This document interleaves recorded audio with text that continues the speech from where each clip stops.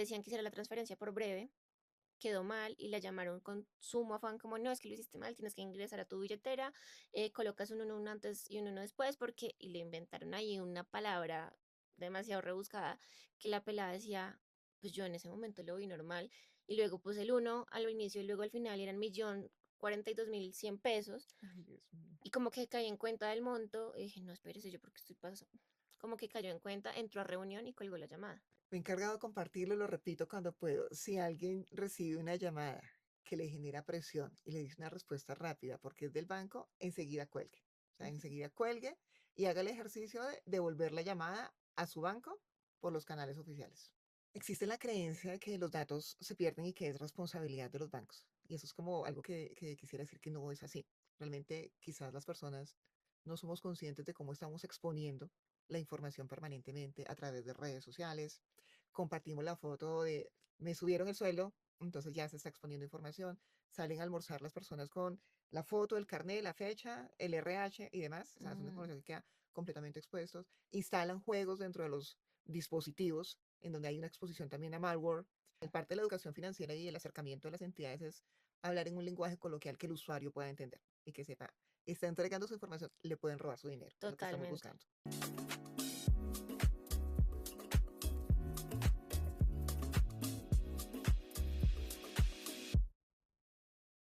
Hola a todos y bienvenidos a otro episodio de A Prueba de Fraude, un espacio donde hablamos claro de estrategias e innovación para siempre estar atentos a lo que está pasando en el sector y no ser la próxima víctima de fraude. Hoy en A Prueba de Fraude está con nosotros Ana Lucía Moreno, gerente analítica de riesgos y prevención de fraude del Banco Popular. Ana Lucía, muchas gracias por estar con nosotros. Lina, muchísimas gracias por la invitación.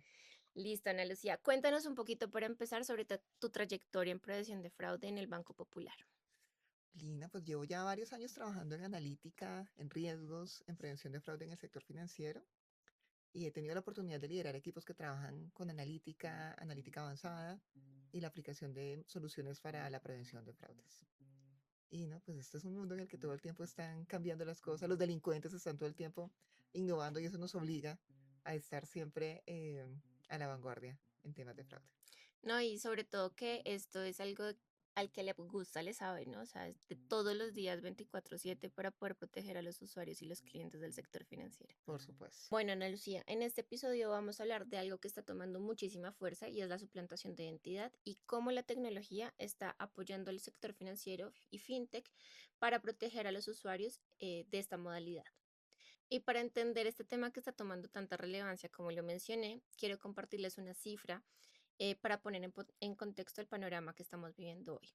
Según un reporte de la Superintendencia de Industria y Comercio publicado hace un par de días, en Colombia ya acumulamos más de 40.000 denuncias por suplantación de identidad desde el 2020 hasta la fecha. Y es que la suplantación ya no está pasando desapercibida, sino que vemos cada vez más casos y más personas afectadas. Por eso hoy las entidades financieras están fortaleciendo todos sus esquemas de seguridad con tecnología avanzada para asegurarse de que estos fraudes y delitos que se están cometiendo contra los usuarios del sector financiero pues realmente se detengan. Ana Lucía, justamente de eso es que queremos hablar contigo y de cómo la suplantación de identidad es un factor que hoy está cambiando las reglas del juego. La inteligencia artificial trabaja mucho mejor para nosotros como usuarios de esta, el tema de automatizar procesos, ser muchísimo más productivos, pero también se está convirtiendo en una herramienta para cometer fraudes. Algo de lo que casi no hablamos es de cómo la IA está potencializando estas estafas. ¿Qué caso tienes más fresco sobre estas nuevas modalidades y quizá algún caso que nos quieras contar de una situación cercana? Como lo dice Lina, sí, efectivamente la inteligencia artificial ha sido como el mayor avance tecnológico de los últimos años. Así como es para lo bien, también lo están aprovechando como un avance tecnológico los delincuentes. Hoy en día vemos voces clonadas, imágenes que se generan rápidamente, videos que pueden confundir a todas las personas y a los clientes y en general a nuestros familiares, que hacen que realmente parezcan reales. Ujú. Eso es preocupante. Y pues más que un caso específico, algo que me tiene sorprendida es la velocidad con lo que esto está avanzando. Entonces, fácilmente las personas pueden creer en imágenes falsas, en voces, reemplazando sus familiares y no requiere alta tecnología. Hoy en día también nosotros los podemos hacer porque la información está disponible la tecnología y las herramientas están disponibles. Quizás eso es lo que me tiene bastante sorprendido. Claro, es que está cogiendo muchísima fuerza y muchas veces uno dentro del afán y del día a día no se percata que puede ser un deep fake, como hoy en día se determina este tipo, esta metodología de fraude, ¿no? Así es. ¿Sabes qué es lo que más he venido yo recibiendo? Estas llamadas que me dicen con voz alarmante como agrégame a WhatsApp, tengo algo importante que decirte o hay una oferta laboral, escríbeme por WhatsApp. Y esto se presta precisamente porque las personas que de pronto no reconocen la voz, lo hacen, ejecutan realmente el mensaje por WhatsApp con el número y esto se presta para el account takeover, ¿no? De acuerdo. ¿Qué está pasando con esta modalidad y qué tan preocupante se está volviendo para los usuarios del Banco Popular? La modalidad es bastante preocupante porque está aprovechando un medio masivo que es el WhatsApp, que tiene como una cobertura bastante amplia y es una voz cercana. Ujú, Entonces las personas, por la familiaridad, pueden caer fácilmente y empiezan a entablar conversaciones con aquellos defraudadores. Y una vez empiezan a entablar la conversación, realmente caen fácilmente en acciones asociadas a ingeniería social, entregan OTPs, creen que son familiares, algún amigo cercano que le dice, se acuerda de mí, cambié mi número celular y ahí empieza toda una conversación y entrega información frente a ingeniería social.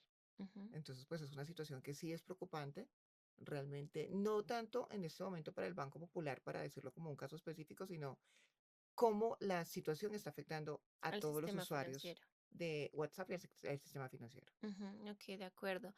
Yo creo que aquí vale recomendar o recalcar en la temporada 1 de A Prueba de Fraude, en el capítulo que hablamos con el director de prevención de fraude del Banco Itaú, que recomendaba a él mucho tener una palabra clave con sus familiares, pero no algo que pudiera estar en redes sociales o asociados a ti como persona, sino realmente algo que solamente conozcan los familiares, como no tener el nombre de la mascota como palabra clave o el nombre de familiares o de la misma abuelita, sino algo realmente como muy íntimo y de esa manera pues percibir o percatarse de que está siendo pues víctima de fraude al preguntar por esta palabra clave. Creo que de esa manera pudieran de pronto mitigar, aunque una vez ya abierto el canal, ya es muy complicado llegar a determinar que pues uno está siendo víctima de fraude, ¿no?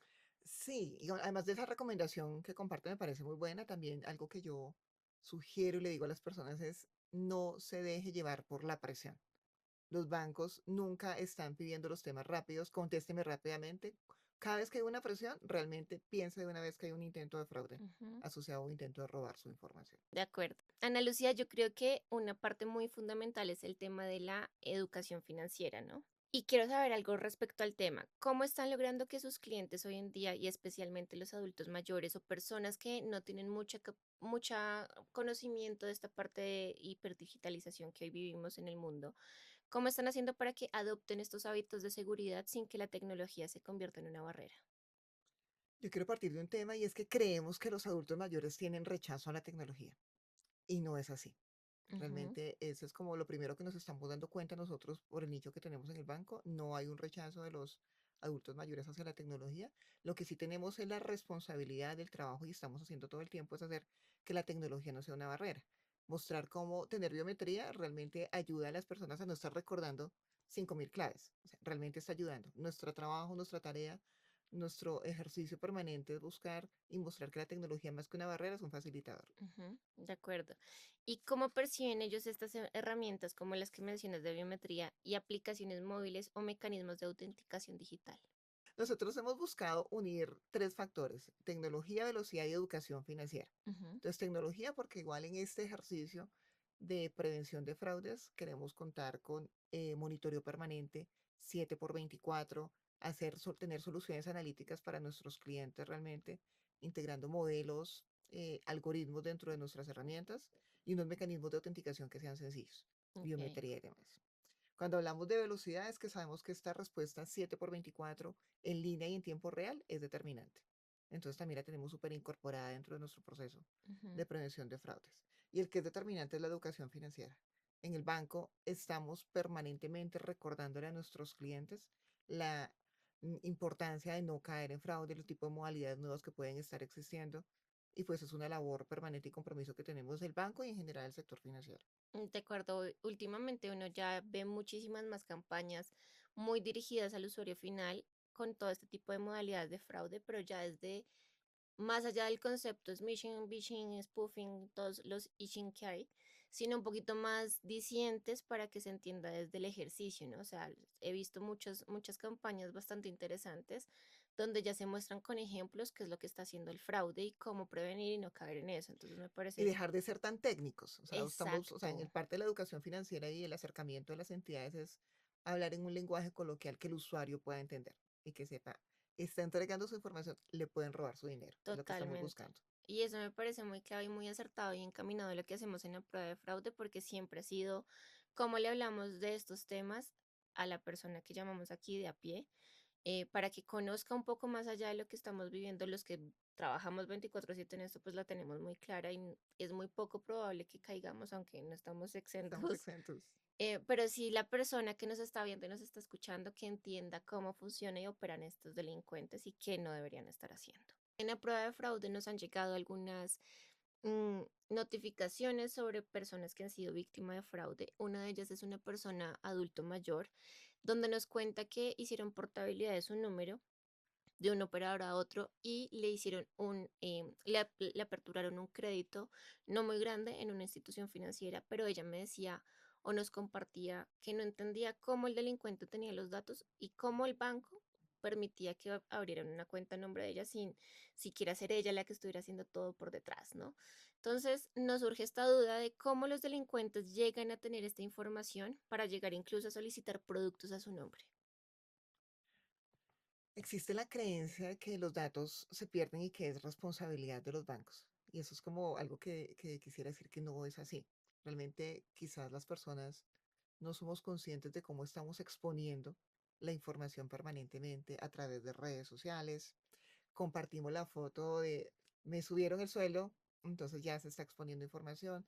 Salen a almorzar las personas con la foto, el carnet, la fecha, el RH y demás. O sea, es una Mm, información que queda completamente expuestos. Instalan juegos dentro de los dispositivos en donde hay una exposición también a malware. Pues esos son elementos que sin darse cuenta las personas, sin ser muy conscientes, están generando los insumos para que los delincuentes puedan extraer la información de sus dispositivos. ujú. Entonces, pues no hay, es que no hay una exposición de datos de las entidades financieras. Es que a veces no somos lo suficientemente cuidadosos y exponemos nuestra información. Y hay delincuentes que están, que su trabajo es ese, recoger información para poderla vender dentro del mercado negro. No, y sobre todo que, por ejemplo, este tema de inteligencia artificial, como algunas, Gemini, ChatGPT y otras, que son open source y que las personas no invierten un presupuesto para poder tener la información protegida con un usuario y contraseña y demás, sino que la usan como un buscador de Google. Creo que tampoco se percatan que por ahí se puede estar fugando muchísima información y sobre todo con, en capítulos pasados lo hablábamos, estos trends que hay de subir fotos, información de uno, un montón de Claro cosas que sí. que uno dice, pucha, pues como no quieres que seas víctima o blanco de ser víctima si estás tú misma o tú mismo suministrando información por ahí.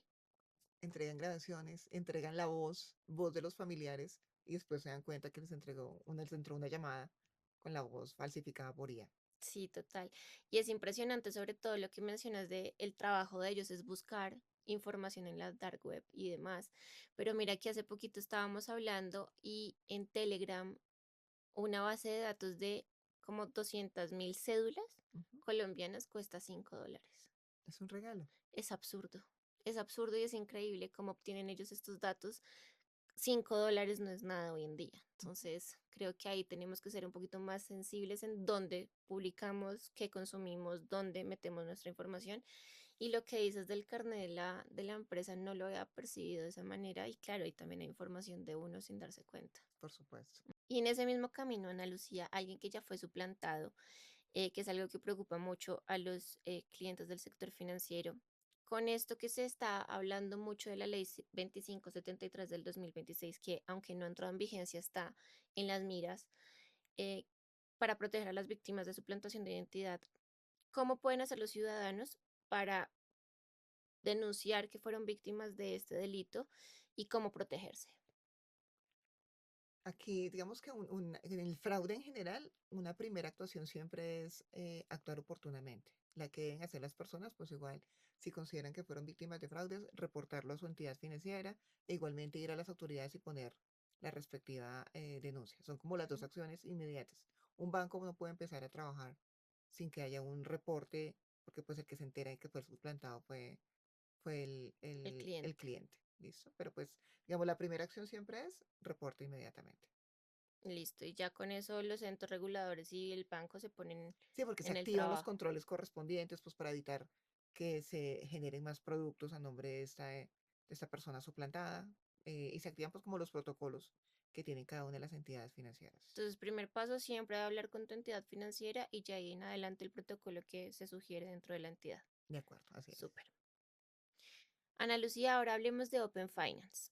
Es un tema que viene tomando muchísima fuerza, pero muchas personas todavía no saben o no entienden muy bien de qué se trata ni qué va a pasar con sus datos. Ujú. ¿Cómo se están preparando para informar a los clientes de este paso que vamos a dar en el sector financiero? Aquí lo importante siempre, como a temas de prevención de fraudes, la educación. La educación financiera es determinante y es recordarle al cliente que él es el dueño de sus datos y él determina qué quiere compartir.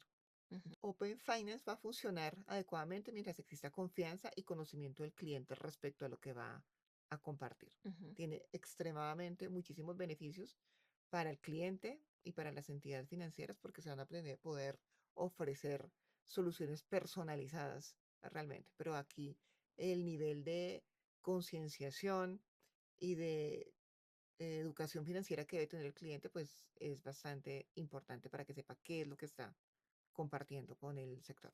Y uno como cliente va a tener la oportunidad de seleccionar qué datos son los que va a compartir, ¿de acuerdo? Por supuesto, eso es completamente transparente. Ok. Y cada entidad financiera tiene la potestad o la autoridad de pasar como un tipo formulario o algo por el estilo para anunciar a su cliente sobre los datos que va a compartir. Pues bueno, cada entidad financiera lo podrá manejar realmente, pero pues esto es datos que van a estar disponibles y el cliente tiene la libertad de saber qué es lo que se está compartiendo. Habrá como Ujú. autorizaciones frente a eso, ese ejercicio de compartir. Aquí Ok. la transparencia es como la variable fundamental en este De ejercicio. acuerdo. Y sobre todo para que los clientes de esa entidad o esas entidades entiendan que lo están haciendo no por compartir los datos a la loca, sino que hay un proceso detrás de todo esto y hay un porqué Y hay precisamente. una autorización del cliente, Exacto. que es determinante también Que aquí, eso es lo clave, ¿no? O sea, el cliente siempre va a ser el dueño del dato. por supuesto. Si bien el Open Finance está tomándose como algo de reto, también hablemos de las oportunidades sobre el tema de finanzas abiertas. Tanto los clientes como las empresas, ¿cuáles son los principales beneficios que puede traer este nuevo modelo? Como decíamos anteriormente, la gran ventaja para un cliente es poder contar con unos productos personalizados, porque ya con un conocimiento muy claro de sus datos financieros, las entidades financieras van a tener la oportunidad de tener y ofrecer productos ajustados específicamente a él. Para las entidades financieras también es un reto y es una oportunidad porque es contar con más analítica, contar con unos modelos mucho más especializados, tener una tecnología mucho más fácil para la gestión de los datos y aprovecharla de mejor manera. Y aquí siendo súper claro, ¿no? Que siempre el dueño del dato es el cliente. Esto es Eso es importante que se quede sobre la mesa siempre esa conversación. de acuerdo. Ana Lucía, ¿y si un familiar tuyo recibe alguna llamada sospechosa de alguien que asegura ser de la entidad financiera, qué le recomendarías hacer en ese momento para evitar caer en una estafa? Me he encargado de compartirlo, lo repito cuando puedo. Si alguien recibe una llamada que le genera presión y le dice una respuesta rápida porque es del banco, enseguida cuelgue. O sea, Ujú. enseguida cuelgue y haga el ejercicio de devolver la llamada a su banco por los canales oficiales. Realmente es tranquilito. Es Cuelgue sin clave. pena. Sí, yo creo que ese tema de que lo estén a uno acosando, pues es... Eso no pasa. O sea, las entidades financieras no se encargan de eso y el defraudador sabe perfectamente que va a aprovechar esa oportunidad. Cogen Ujú. a las personas realmente en un momento de despiste, responde rápidamente y en ese momento ya es presa del defraudador. Total, y mira que hace poquito veía un, un video de una persona que estaba haciendo un mercado, una compra de un mercado por WhatsApp Ujú, de la línea supuestamente oficial de la tienda ujú. y le decían que hiciera la transferencia por breve quedó mal y la llamaron con sumo afán como no, es que lo hiciste mal, tienes que ingresar a tu billetera, colocas un uno antes y un uno después porque y le inventaron ahí una palabra demasiado rebuscada que la pelada decía, pues yo en ese momento lo vi normal y luego puse el uno al inicio y luego al final y eran 1.042.100 pesos Ay, Dios mío. y como que caí en cuenta del monto y dije, no, espérese, yo porque estoy pasando. Como que cayó en cuenta, entró a reunión y colgó la llamada. Ujú. Si no hubiera sido porque entró a reunión, seguramente Hubiese dentro sido de su víctima. afán hubiera sido víctima. Ujú. Entonces sí, creo que ese tema del afán y el correr, El tema de la urgencia, o sea, no hay entidad financiera que presione a un cliente y le genere ese sentido de urgencia que generan los defraudadores. y menos para hacer algo rápido sobre Mm, su cuenta, ¿no? de acuerdo, así Ujú. es. Y si ese familiar ya entregó la información sensible, ¿cuáles deberían ser sus primeros pasos durante los siguientes minutos? Lo primero tiene que contactar a la entidad financiera. ¿Listo? Inmediatamente para pedir que le bloqueen sus productos. E igual tiene que hacer el cambio de claves de sus productos, de sus canales digitales inmediatamente y presentar la denuncia ante las autoridades. Ese Ujú. es como el protocolo. En temas de prevención de fraudes, cada minuto cuesta porque en segundos desocupan cuentas y tarjetas de crédito. De acuerdo. Y sobre todo que ahí creo que uno de los retos que más tienen el sector financiero con los clientes es que no se atreven a denunciar, ¿no? Y posiblemente lo que a mí me esté pasando como víctima y si yo no lo denuncio o no lo comparto, pues otra persona le va a volver a pasar. Por Porque el tema de supuesto. la desinformación frente a estos casos de fraude creo que es un arma de doble filo.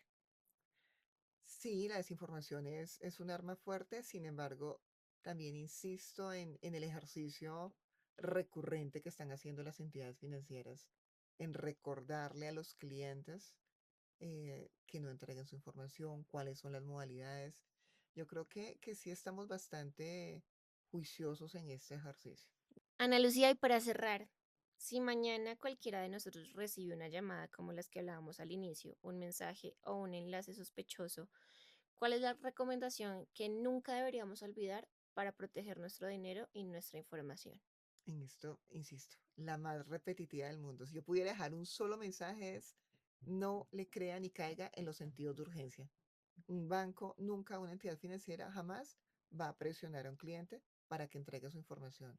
Un banco jamás le pide a un cliente que entregue o digite su clave en una llamada. O Ujú. sea, ese tipo de que, o que entregue sus códigos de autenticación. Las entidades financieras no lo hacen, entonces, por favor, cada vez que se sientan en una situación de esas, sean conscientes de que están siendo proclives a una situación de fraude. Ana Lucía, muchas gracias por esa recomendación. Vámonos por un bloque final que me gusta mucho. Son preguntas rápidas para respuestas cortas. Ok, ¿Lista? listo. ¿Phishing o smishing? ¿Cuál es más frecuente? Smishing. Smishing. Sí, el smishing está acelerándose por la cantidad de dispositivos digitales con los que estamos trabajando.